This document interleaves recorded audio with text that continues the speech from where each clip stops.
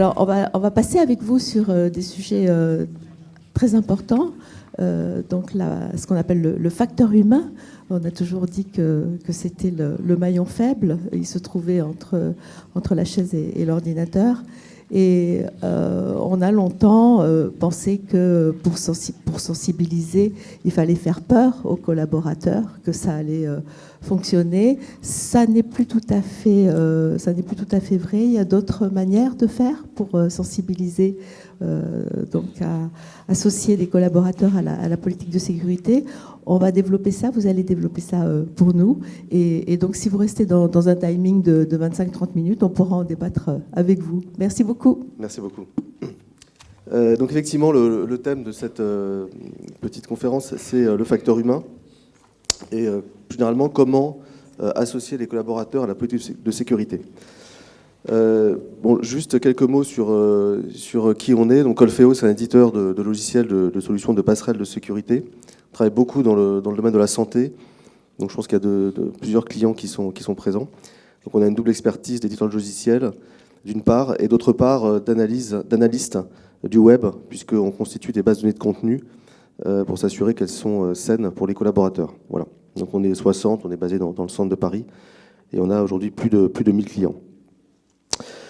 Donc on a tout un tas de produits autour de la passerelle de sécurité web, notamment du proxy, du filtrage web, de l'antivirus, etc. Alors qu'est-ce qui fait la particularité d'Olfeo et pourquoi j'anime cette intervention sur le facteur humain? C'est qu'Olfeo a très vite compris dans sa vision que les projets de sécurité, parmi les facteurs de succès, il y avait bien évidemment un aspect purement technique, mais il y avait aussi d'autres enjeux, notamment un enjeu de conformité légale et culturelle, avec la nécessité non seulement de respecter le cadre légal, mais je dirais même d'aider nos clients à le faire respecter par leurs collaborateurs. Et puis il y a un troisième enjeu qui est extrêmement important pour nous, donc qui est ce fameux facteur humain. C'est comment associer les collaborateurs à la politique de sécurité, parce que si on ne les embarque pas, il y a énormément d'attaques qui vont rester extrêmement dangereuses et dont il y a moyen d'atténuer très très nettement les conséquences. Et c'est vraiment ce sujet qu'on va aborder. Alors les attaques, elles conjuguent aujourd'hui deux approches. Une approche purement technologique, pour laquelle on va avoir tout un tas de réponses qui sont elles-mêmes des réponses très techniques. Et puis aujourd'hui, vous avez de plus en plus d'attaques qui utilisent les failles humaines. Et c'est sur ce point qu'on va essayer d'apporter des réponses et des solutions. Premier constat, les usages ont fortement évolué ces dernières années. Avant, on était dans des contextes de réseaux d'entreprises relativement simples, pour lesquels, dans un réseau, une sécurité périmétrique couvrait beaucoup des besoins. Or, aujourd'hui, les usages se sont transformés, notamment avec l'apparition du Wi-Fi, des réseaux sociaux, sur lesquels les collaborateurs vont mettre plein d'informations, le nomadisme, donc tout ce qui est situation de déplacement, avec tout ce que ça suppose comme comportement sur les portails publics, etc.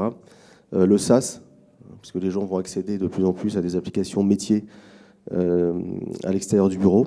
Donc ces nouveaux usages, ils font courir de nouveaux risques, parce que les conséquences, c'est qu'il y a un élargissement complet des surfaces d'attaque, puisque évidemment les pirates vont exploiter ces nouveaux usages. Et puis, autre point très important, c'est que les attaques se déplacent hors de l'entreprise. Et elles se déplacent hors de l'entreprise, y compris à des endroits où il n'y a pas forcément d'équipement technique pour y répondre. Je prends le cas du SaaS. Si vous allez vous connecter de façon malpropre à votre application métier dans des lieux publics, vous pouvez évidemment laisser des traces et laisser des informations que pourraient être exploitées. Donc on voit justement que par ce déplacement des lieux d'attaque, il est de plus en plus nécessaire d'éduquer les collaborateurs. Parallèlement à ça, il y a un autre changement qui est extrêmement fort, c'est qu'il y a vraiment une évolution dans les comportements de contrôle. On le voit bien en tant qu'éditeur de filtrage. Ce qu'on nous demande aujourd'hui n'est plus tout ce qu'on nous demandait il y a quelques années. Alors, pourquoi? Parce que vu de l'employé, les outils qu'on va mettre à sa disposition, ils sont de plus en plus considérés comme des outils à usage mixte, c'est-à-dire à la fois professionnel, mais aussi personnel. La porosité entre la sphère professionnelle et la sphère personnelle est de plus en plus forte. Tout ça se mélange On va avoir des collaborateurs qui vont travailler plus facilement peut-être chez eux ou dans le transport. De la même façon, ils attendent qu'en retour, on les laisse beaucoup plus libres dans leur espace de travail. Donc, de plus en plus, tous ces équipements et logiciels, d'ailleurs, sont considérés comme étant à usage mixte. Alors, je ne sais pas si c'est une bonne raison, si c'est une bonne chose, mais en tout cas, c'est vraiment un constat et on ne peut pas s'y retirer. Alors, côté employeur, bah, ce constat est un peu le même. Les entreprises comprennent ça, en tout cas l'acceptent, et elles vont justement avoir tendance à alléger de plus en plus les restrictions d'usage à des notions indispensables comme on va effectivement bloquer des contenus licites ou des contenus type malware. En revanche, on rejette de plus en plus la notion de flicage systématique sur des contenus à usage mixte. Ce qui veut dire quoi? Ce qui veut dire que les capacités de contrôle et de restriction sont de plus en plus réduites. Donc il est vraiment extrêmement important de sensibiliser et de former les collaborateurs aux usages vertueux. Donc en conclusion, on a des attaques qui peuvent avoir lieu partout, et notamment là où l'entreprise n'est pas présente. On a une approche qui est de moins en moins coercitive. Donc la conclusion, c'est qu'on ne peut pas lutter contre toutes ces nouvelles menaces sans embarquer les utilisateurs dans ce combat. Donc tout l'enjeu, c'est d'associer les hommes et la technologie. Alors les pirates l'ont évidemment très bien compris, puisque les attaques par ingénierie sociale explosent. On considère aujourd'hui que plus de 80% des attaques réussies ont utilisé à un moment donné de l'ingénierie sociale, c'est-à-dire que le collaborateur s'est fait le complice involontaire de ces attaques, mais à un moment donné, il a fait une erreur, il a commis une erreur ou plusieurs, et il a permis à l'attaquant de rentrer beaucoup plus facilement. L'objectif, vous l'avez compris, c'est de piéger l'individu, et piéger l'individu pour piéger l'entreprise. Donc il faut s'en prendre à l'homme. Quelques exemples. Bon, il y a des exemples très connus, comme l'arnaque au président, pour lesquels les victimes ont été des sociétés de très grande taille. Donc ça peut vraiment arriver à tout le monde. C'est bien sûr le phishing, convaincre le destinataire d'aller sur un faux site ou télécharger un fichier compromis. C'est d'autant plus facile aujourd'hui que les pirates peuvent exploiter les données qui sont accessibles sur les réseaux sociaux. Les gens mettent de plus en plus de choses, donc on sait qui sont leurs amis, etc. Donc c'est beaucoup plus facile aujourd'hui de créer des mails qui soient extrêmement persuasifs.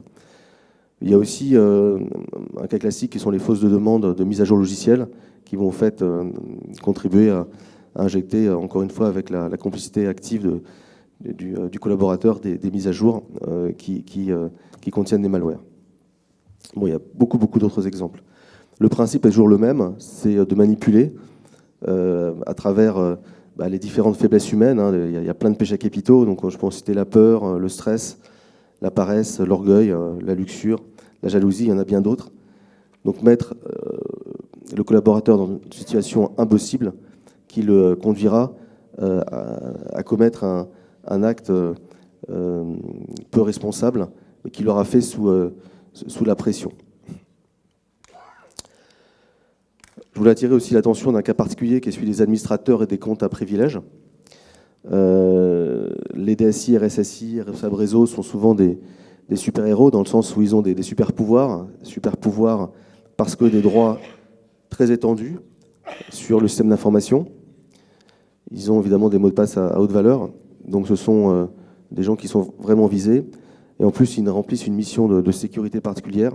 Donc l'enjeu est fort parce que les erreurs qu'ils peuvent commettre eux-mêmes sont condamnables, notamment pour négligence fautive au Code civil. Donc ce sont vraiment des cibles idéales. Donc c'est pas parce qu'on a une fonction justement de DSI, RSSI qu'on est à l'abri, au contraire, on est plus susceptible d'être attaqué. Alors, la conclusion de ça, c'est qu'il faut vraiment changer le comportement utilisateur. Et pourtant, alors là, je vais partager avec vous des chiffres qui proviennent d'une étude du Césin qui a été faite auprès de nombreux RSSI, 158, et justement sur cette notion de sensibilisation utilisateur. Et qu'est-ce qu'il apparaît? Il apparaît que les RSSI, dans cette étude, jugent très insuffisant le niveau de sensibilisation des utilisateurs, puisque à 82%, ils sont insatisfaits. On s'interroge après sur la part du budget qui est consacrée à la sensibilisation. Elle est très faible, puisqu'il y a 20% qui a plus de 10% de ce budget. Donc forcément, les résultats ne peuvent pas être exceptionnels. Alors quels sont les outils qui vont être utilisés dans ces notions de sensibilisation. Là, j'en ai référencé un certain nombre qui sont classés par ordre de fréquence et de simplicité. Donc il y a évidemment des sessions de formation collective qui peuvent avoir lieu régulièrement, des campagnes d'affichage, des mailings d'information, la distribution de documents papier, comme par exemple des livrets d'accueil pour chaque nouveau collaborateur, des webinars, là on rentre déjà dans quelque chose de beaucoup plus avancé, du e-learning, des serious games. On a aussi de plus en plus des campagnes de faux phishing qui sont aujourd'hui utilisées. Donc on a un ensemble d'outils, mais en général, les 4 premiers sont assez simples, sont assez faciles, donc c'est vraiment ceux-là qui sont proposés. Et c'est beaucoup plus difficile de rentrer dans les 3 derniers qui nécessitent plus d'interaction, plus de travail. Forcément, les résultats sont faits, puisque ces outils sont peu engageants pour le collaborateur. Donc les sessions de formation collective, bon, bah, il va subir la session. Et puis on peut se demander si 3 mois, 6 mois, 1 an après, il s'en souvient. Donc on voit bien qu'il y a une certaine insuffisance et qui explique finalement les faibles résultats. Donc il y a l'insatisfaction sur les méthodes de formation classiques, hein, puisque toujours cette même étude nous montre qu'elles sont considérées, les campagnes, comme très efficaces que dans 12% des cas, ce qui est évidemment extrêmement faible. Donc comment faire, hein, puisqu'on a constaté qu'il était nécessaire d'embarquer les collaborateurs, mais qu'aujourd'hui, les solutions mises en œuvre étaient rarement jugées performantes. Alors peut-être le premier point, c'est d'expliquer aux employés qu'ils sont eux-mêmes des victimes potentielles à titre personnel. Vous savez, les gens ne s'intéressent qu'à une chose, qui est eux-mêmes en général, donc ils seront beaucoup plus sensibilisés si on a un discours qui est orienté sur leur petite personne que sur la défense des données et des intérêts de l'entreprise. Donc le premier élément, c'est de bien leur faire comprendre qu'il faut qu'ils arrêtent de passer pour des pigeons, c'est-à-dire que c'est jamais agréable de se faire voler des données. Il faut aussi leur faire comprendre que les bonnes pratiques qu'on va leur enseigner va leur permettre eux-mêmes de ne pas se faire voler, puisqu'on va leur apprendre des choses qui vont être utiles pour leur propre compte. Puis il y a un troisième enjeu qui est plus récent, qui est de ne pas prendre un risque légal. Alors là, je voulais partager avec vous un cas de jurisprudence récent qui date de juin 2018, qui est un cas intéressant puisqu'on était dans le cas d'un phishing dans le domaine bancaire. C'était le Crédit Mutuel, dont un des clients avait été escroqué par un faux mail. Et en général, vous savez que les banques laissent faire parce que les montants sont assez faibles. Donc, quand le client a perdu quelques euros, bon, bah, la banque en général rembourse. Mais là, le montant était un peu plus élevé, quelques milliers d'euros. Et la banque a considéré qu'elle ne voulait pas laisser passer, donc elle est allée au tribunal, refusant de payer les sommes. Donc elle est allée jusqu'en Cour de cassation. Et la Cour de cassation, dans un arrêt du 6 juin 2018, donc c'est extrêmement récent, lui a donné raison. Et ce qui est intéressant, c'est quel était l'argument. C'est que la Cour de cassation a considéré qu'il y avait eu un défaut de la part de l'utilisateur sur l'analyse du mail qu'elle avait reçu. Donc la Cour a considéré qu'un utilisateur normalement attentif aurait dû détecter que ce mail était un faux mail parce qu'il y avait un certain nombre d'indices. Pourtant, le mail était relativement bien fait, mais effectivement, il y avait un certain nombre d'indices qui auraient dû montrer que ce mail était un faux. Voilà, c'est intéressant comme jurisprudence, parce qu'on peut imaginer demain son usage en entreprise, et donc on pourrait se retourner contre des collaborateurs en considérant justement qu'ils ont qu'ils ont été beaucoup trop négligents. Donc leur responsabilité juridique pourrait être elle-même engagée. Ce qui veut dire que votre propre responsabilité juridique pourrait aussi l'être dans ce cas. Enfin, donc je crois qu'il y a un enjeu juridique qui va aussi apparaître dans ces notions de sécurité de plus en plus, puisque les cas vont se multiplier. Il faut vraiment en tenir compte. Alors, comment associer efficacement les utilisateurs à la politique de sécurité? C'est vraiment la question qu'on peut se poser. On va s'intéresser à quels sont les critères pour réussir une campagne de sensibilisation, c'est-à-dire quelles sont les caractéristiques des messages qu'on doit adresser. D'abord, il faut que le message soit contextuel, c'est-à-dire qu'il arrive au moment où le problème apparaît. Comme je le disais tout à l'heure, avoir une formation entre guillemets universitaire, même si elle est répétée tous les ans, si on n'est pas dans l'exercice pratique, forcément, on va perdre une grande partie de sa puissance. Il faut que cette formation soit régulière, donc ces messages soient passés régulièrement. La répétition est l'âme de l'enseignement, donc il faut que dès que justement un contexte équivalent apparaît, et si les comportements ne sont pas bons, les messages doivent apparaître autant que nécessaire. Les messages doivent être interactifs, c'est-à-dire que l'utilisateur doit être questionné, parce que c'est comme ça qu'on éveille son intérêt, sa curiosité et sa capacité d'apprentissage. Il faut qu'il soit très visuel, compréhensible, très pédagogique et didactique, bien évidemment, et il faut qu'il soit évalué, puisque on le sait très bien, s'il n'y a pas d'interrogation écrite ou d'examen après la formation, elle sera évidemment beaucoup moins acquise. Alors, c'est là où on va voir justement que le proxy peut répondre idéalement à ces objectifs. Le proxy, c'est quoi? C'est un équipement qui va être en dialogue constant entre l'extérieur et les collaborateurs, qui va intercepter les flux. Et en interceptant les flux, on va être capable de proposer de façon justement contextuelle des messages de sensibilisation. Alors contextuel, pourquoi? Parce qu'on va être capable de faire apparaître des messages précisément au moment de la faute potentielle du collaborateur, c'est-à-dire au moment où il aura commis une erreur, par exemple ouvrir un mail de phishing, pour reprendre l'exemple de tout à l'heure.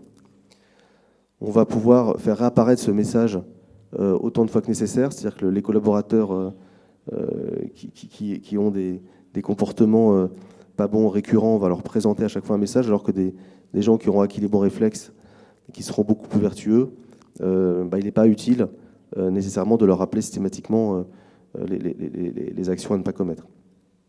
Il est interactif, c'est que ce message, on va le voir, peut poser des questions à l'utilisateur, par exemple sous forme de quiz, pour justement le questionner et aller au fond de la compréhension. Il peut être visuel, puisque les messages qu'on présente peuvent intégrer des supports très graphiques, voire même des vidéos.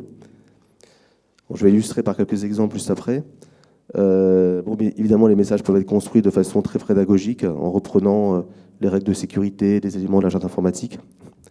Et puis, ils peuvent être évalués, puisqu'il est assez simple d'y associer des quiz, des systèmes d'auto-évaluation, que ce soit sous format web ou même sous format mail. Donc pour illustrer ça, je vais vous montrer quelques exemples de ce qu'on fait chez des clients. Donc, la première chose, je crois que c'est de rappeler les bonnes pratiques à travers la charte informatique, ou en tout cas des guides de bonnes pratiques.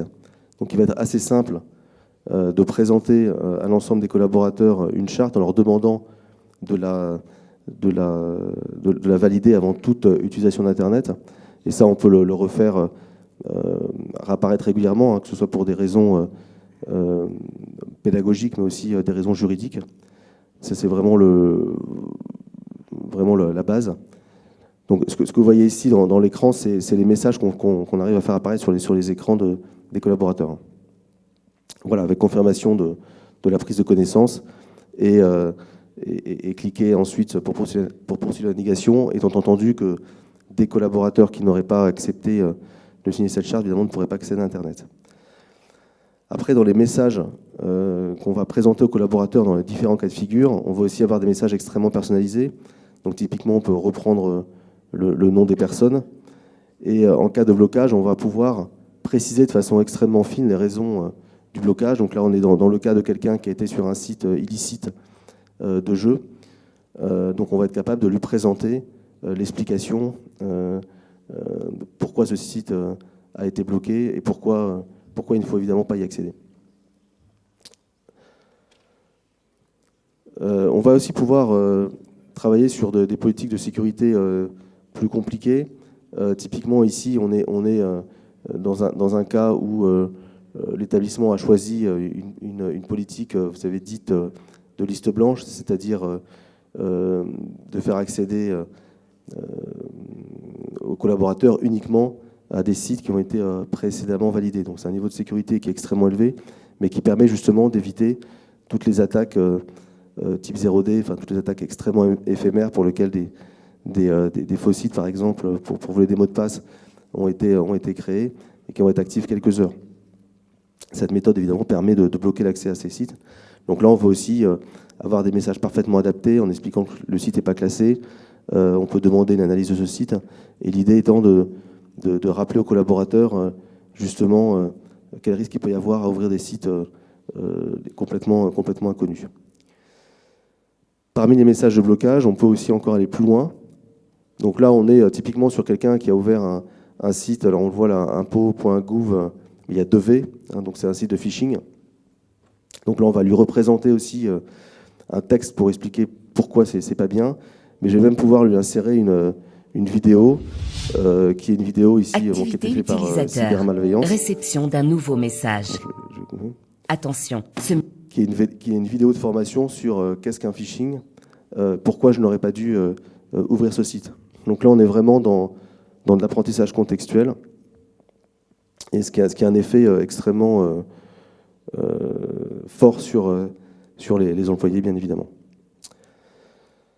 Voilà, chatte Internet, on peut aussi la réutiliser plein de fois, même l'ouvrir à la bonne page, si quelqu'un veut aller sur des contenus qui peuvent enfreindre vos règles, bah, vous pouvez à chaque fois lui présenter la charte ouverte à la bonne page, toujours pour lui rappeler les règles de base.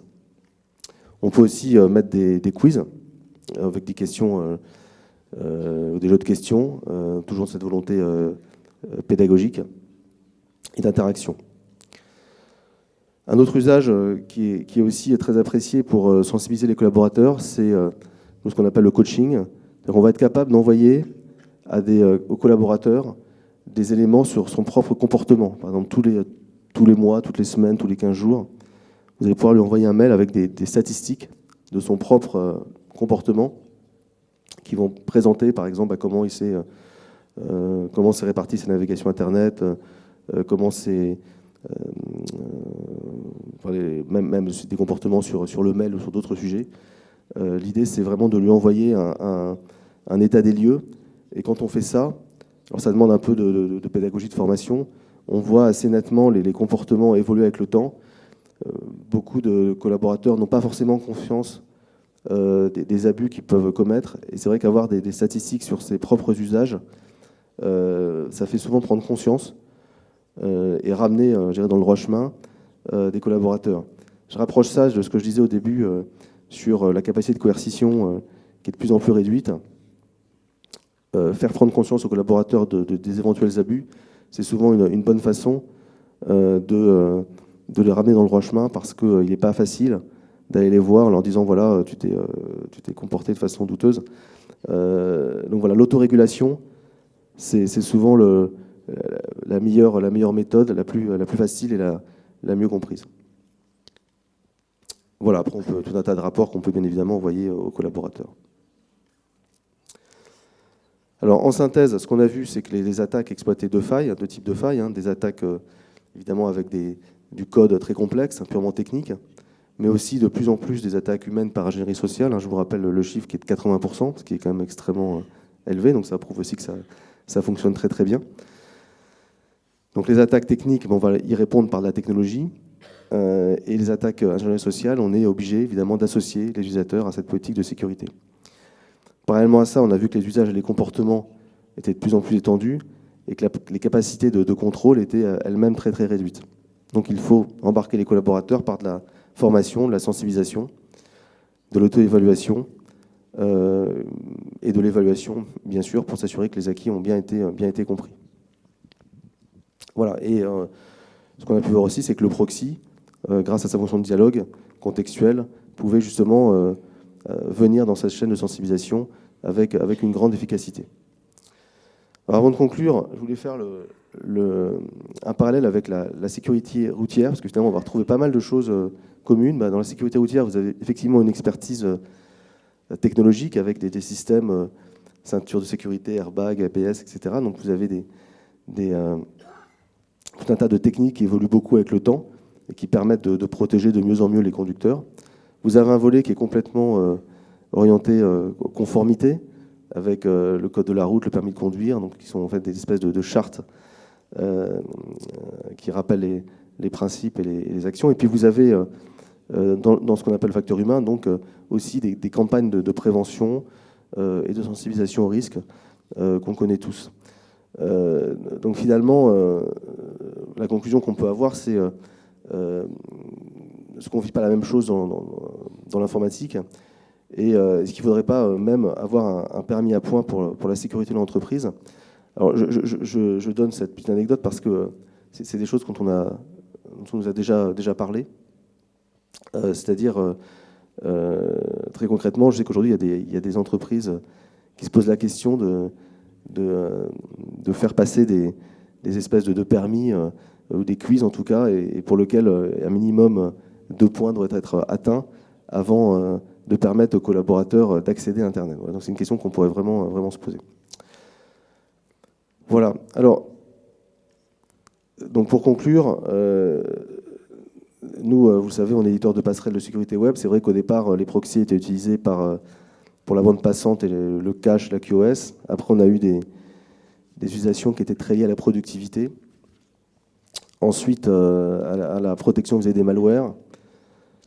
On a aussi toute une époque où on nous demandait vraiment de renforcer la protection juridique. Ensuite, de déchiffrer le SSL, de lutter contre l'intelligence économique au sens diffusion d'informations. Et donc là, on découvre encore un nouvel usage du proxy qui est l'association des utilisateurs à cette sensibilisation. Voilà, donc on voit qu'avec le temps, le proxy a complété, je dirais, sa gamme de fonctionnalités et de couverture de sujets de sécurité. Voilà, j'en ai fini. Alors, on a écrit un petit livre blanc, notamment avec Cybermalveillance, qui est disponible sur notre site web, qui reprend un certain nombre d'éléments que j'ai pu présenter ici et bien d'autres. Donc, n'hésitez pas à aller le télécharger. Je crois qu'on a quelques exemplaires ici sur notre table. Voilà, j'en ai fini. Je vous remercie. Merci. Merci. Merci beaucoup, Alexandre. Donc, merci. Pour compléter, donc, je vous rappelle qu'on a une présentation d'Escape Game cet après-midi, donc un des éléments qui nous permettent donc d'attirer l'attention et de sensibiliser, un élément important. Vous avez peut-être des commentaires, des questions, des témoignages. Vous êtes peut-être dans des établissements où vous ne laissez pas un nouvel interne, un médecin accéder au système d'information au DPI sans qu'il ait passé un certain nombre d'examens, entre guillemets. Vous pouvez en témoigner. Je vois qu'une première main se lever. Oui, bonjour, Thierry Dumoulin, CHU de Nantes. J'ai une petite interrogation sur le fait d'afficher pour un utilisateur donné, donc en principe ciblé, son utilisation Internet. Dans les temps anciens, j'avais appris que ce genre de traitement, on devait les faire de façon statistique, repérer éventuellement des points aberrants et ensuite zoomer et aller voir la personne. Alors, comment vous traitez l'aspect juridique de cette exploitation des données ciblées sur une personne ? Alors effectivement, l'analyse des logs nominatifs est extrêmement contrôlée. Dans le cas présent, c'est-à-dire, pour reprendre ce point, vous ne pouvez effectivement pas aller regarder, sauf dans des cas très particuliers, et pour des personnes qui ont été désignées comme telles, le surf d'une personne précise. En général, dans la charte informatique, on va désigner une personne qui s'occupe des traitements et de l'analyse des traitements nominatifs. Donc elle aura le droit d'y accéder. Mais si par exemple, parce qu'elle est soumise au secret professionnel, si par exemple un directeur d'entité vous demande de regarder ce qu'a fait monsieur Untel hier entre 14h et 15h, vous n'avez pas le droit de lui communiquer cette information. En revanche, s'il vous dit je soupçonne telle personne d'aller sur des sites terroristes ou pédopornographiques par exemple, là vous avez non seulement le droit mais le devoir de le faire. Et si vous ne repérez rien d'anormal, vous ne pouvez rien dire. Mais en revanche, si vous avez constaté qu'il y avait effectivement des abus, là, il faut remonter cette information à la direction. Vous avez même possibilité d'aller porter plainte si les droits vous ont été donnés par la charte informatique. Mais là, on parle de statistiques de collaborateurs. Dans l'exemple que je donnais, dans cette fameuse fonction de coaching, en fait, on va diffuser cette information uniquement au destinataire. C'est-à-dire que je vais donner accès à un collaborateur à son propre surf. Et je passe par la boîte mail qui est réputée, en tout cas, inviolable. Donc là, on est dans un cas un peu différent, puisque je vais fournir à un collaborateur son propre surf. Donc là, je ne viole absolument pas de règles de confidentialité. Chacun a le droit d'avoir son propre surf. Il n'y a pas de difficulté juridique là-dessus. Donc, Guillaume Derat, DPO du GHT, Lille Métropole Flandre Intérieure. Moi, je vous rejoins, c'est-à-dire que pour répondre à la question de la laïcité du traitement, il faut déjà informer préalablement l'ensemble des personnes de la mise à disposition de ce type de solution et bien définir la finalité du traitement, c'est-à-dire la limitation des logs individuels à la seule personne concernée, s'assurer que ces logs soient régulièrement supprimés. Toute une question de gouvernance et de transparence en amont. Par contre, effectivement, ça nécessite, en tout cas dans nos structures, un débat préalable dans nos instances et que l'ensemble de ces dispositifs, avant d'être communiqués au personnel, eût été validé par la CHSCT, CTE, CME, voire comité de direction. De toute façon, les logs nominatifs, c'est une obligation légale, hein, vous le savez, depuis la loi antiterroriste notamment. Donc il faut les avoir. C'est vrai que parfois les collaborateurs l'ignorent, ne le savent pas. Et le fait de leur envoyer un mail, ils vont comprendre que vous avez ces logs, même s'ils sont destinés individuellement à chaque personne. Voilà, mais c'est vrai que toutes les règles d'accès à ces contenus nominatifs doivent être spécifiées dans la charte informatique et évidemment respecter la loi. Parce que d'un côté, on vous demande d'avoir ces logs, mais vous avez beaucoup de contraintes sur l'exploitation de ces logs. Moi, j'en ai une petite question à vous poser. Vous avez montré donc une première page de charte. Ouais, elle avait l'air de faire 21 pages, votre charte. Alors, c'est toujours le même sujet de question, charte, CGU, etc. On clique, oui, ok, j'ai lu, et on passe, et en fait, on n'a jamais rien lu. Ah oui, mais ça, je suis d'accord, c'est comme effectivement les contrats sur les sites web, etc. Mais il y a... Pourquoi ne pas essayer de les faire plus courtes ? En fait, les chartes informatiques, comme on va mettre beaucoup de choses dedans, forcément, elles vont contenir de nombreuses pages. Après, là, on parle de protection juridique de l'établissement. La charte informatique, ce qui est compliqué, c'est que vous devez, dans le processus, pour qu'elle soit opposable aux collaborateurs, il faut qu'elle respecte un certain nombre de règles dans sa composition, notamment de dialogue, de validation par les instances du personnel. Et après, dans sa diffusion, vous avez une obligation de l'envoyer à différentes instances, inspection du travail, etc. Et vous avez aussi obligation de l'afficher sur l'espace public d'affichage de l'établissement. Mais vous avez aussi une autre obligation qui est beaucoup plus contraignante, qui est celle de la diffuser à chaque collaborateur et d'en avoir la preuve. Donc quand vous avez un nouveau collaborateur qui rentre dans l'établissement, vous allez lui faire signer la charte informatique.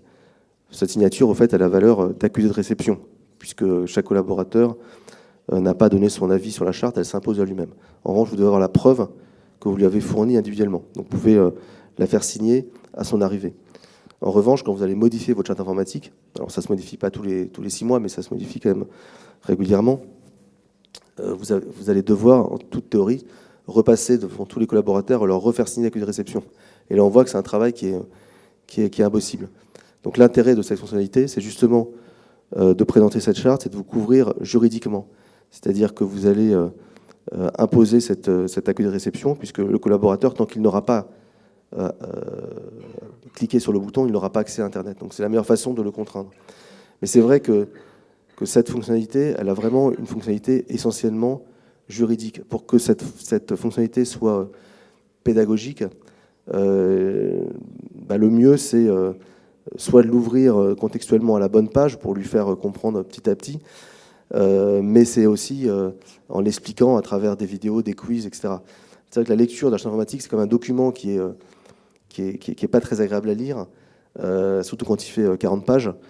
Donc cette fonctionnalité, elle a vraiment plutôt une vocation de protection juridique. C'est pas effectivement en fournissant ce type de document qu'on va sensibiliser les collaborateurs. La sensibilisation, elle passera plus par des petites vidéos très courtes, comme je vous ai présenté, suivies d'un quiz, que par la chaîne informatique. Donc c'est pour ça que son essence est plus juridique que pédagogique.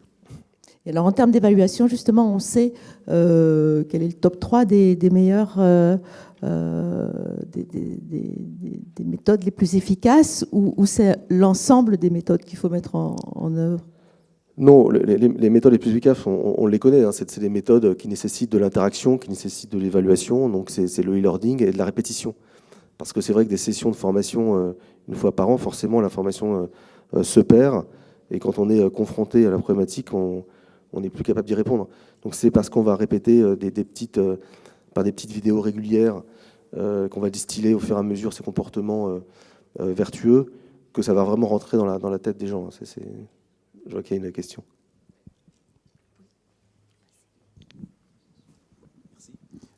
Bonjour, Didier Pescarmona, préfet SI Conseil. Donc, une fois qu'on a passé tout le stade d'information des instances, légalité du traitement, quel est votre retour d'expérience finalement sur l'adoption et la bonne perception de cette sensibilisation auto-adaptative? Comment c'est reçu dans la vraie vie par rapport au retour d'expérience par les utilisateurs à qui sont adressés ces messages au fur et à mesure de leur navigation? Donc concrètement, aujourd'hui, comment ça se passe chez les clients qui ont adopté ça? Comment c'est perçu au quotidien? Et quels en sont les bénéfices? Voilà. Merci. Alors, sur des fonctions qui sont extrêmement nouvelles, donc on n'a pas aujourd'hui de retour d'information là-dessus qui soit extrêmement précise. Ce qu'on sait, c'est que oui, les comportements... Alors nous, on est éditeur, vous avez compris, de proxy, et on fait ça avec des gens qui sont spécialisés dans la formation, puisque c'est vraiment un autre métier. On travaille notamment avec une société qui s'appelle Concio Technologies, là-dessus. Et les résultats sont effectivement très nettement meilleurs que par des méthodes classiques. Et ce que je disais tout à l'heure, c'est que la meilleure façon d'intéresser les gens, c'est de leur faire comprendre leur intérêt personnel. C'est-à-dire qu'une formation, c'est pas vrai uniquement dans la sécurité, elle sera d'autant plus acquise, les gens travailleront d'autant plus dessus, feront un effort d'apprentissage plus important, qu'ils y verront leur propre intérêt. Et comme l'informatique, on va en avoir besoin non seulement dans l'usage professionnel, mais aussi dans l'usage personnel, leur apprendre les bons comportements pour éviter qu'eux-mêmes se fassent pirater leur compte bancaire quand ils sont chez eux, ou leur compte... il y a mille cas possibles. C'est aussi une façon de les intéresser. Mais c'est pour ça que la qualité de ces formations, la qualité des vidéos qu'on va faire pour eux, parce que celles de cybermalveillance, je ne sais pas si vous les connaissez, mais elles sont extrêmement bien faites. Plus cette qualité sera sympathique, plus il y aura un côté un peu ludique, plus vous allez entraîner les personnes.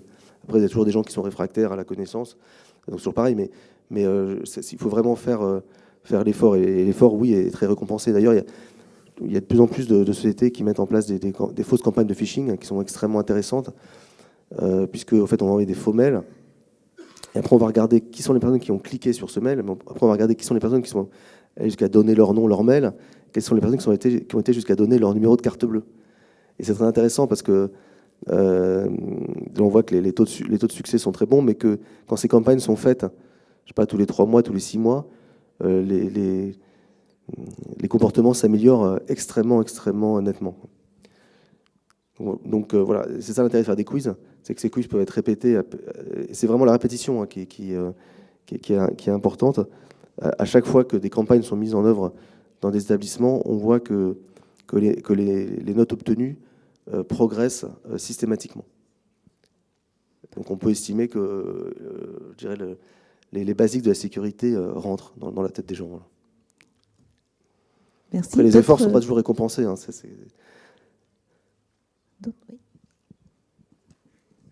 Oui, Béatrice Bérard, aux Hospices civils de Lyon. C'est effectivement un moyen de sensibilisation qui ne peut être que très efficace. On a tenté de déployer des solutions e-learning, donc sur les mêmes thématiques dans les secteurs de soins, sauf que les infirmiers, on leur demande tout. Ils doivent être partout, et en plus des sessions e-learning, il faut qu'ils fassent l'effort de se connecter pendant 10 minutes pour savoir ce qu'est un phishing ou autre. Et là, la grande force de la solution, c'est qu'en fait, ils ont cette sensibilisation au moment où ils en ont besoin et au moment où ils pratiquent. Donc c'est quelque chose qui peut être particulièrement efficace. Oui, tout à fait. L'apparition contextuelle est essentielle. Voilà, donc ça, c'est sûr que si on prévient la personne au moment où elle commet l'acte, on imagine bien qu'elle retiendra beaucoup plus facilement. Merci beaucoup pour cette présentation, pour cette discussion.